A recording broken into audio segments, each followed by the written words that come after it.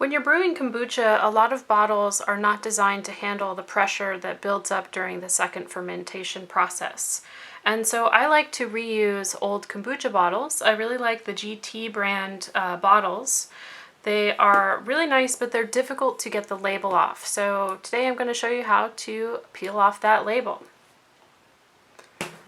So I like to just get a basin of water and fill it up with hot but not boiling water. So this is water that I've brought to a boil and allowed to cool for a period of time. So I'm just going to rest the GT kombucha bottle right along the seam so that it affects the seam part first. I've tried a couple different methods with this hot water, and this is the way that I found it works best. So I'm just going to go ahead and start peeling just up at the edge where that seam is. If you peel too fast, a lot of that gumminess is going to get stuck on the glass and be more difficult to remove.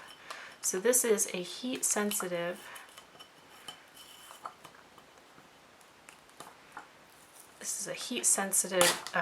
adhesive. Try not to pull it away like that with the paper because that's going to be more difficult to remove as well. And once you get it started, all you have to do is keep it nice and hot under the water and peel away. If you let it soak too long, the adhesive along the edges of the paper is going to get stuck on the glass a lot more easily. Okay, and there you have it. If any of the adhesive is still stuck on there, the easiest way to remove it is with a little bit of this stuff. This is a citrus-based adhesive remover, and it works great. And that will clean up any extra adhesive.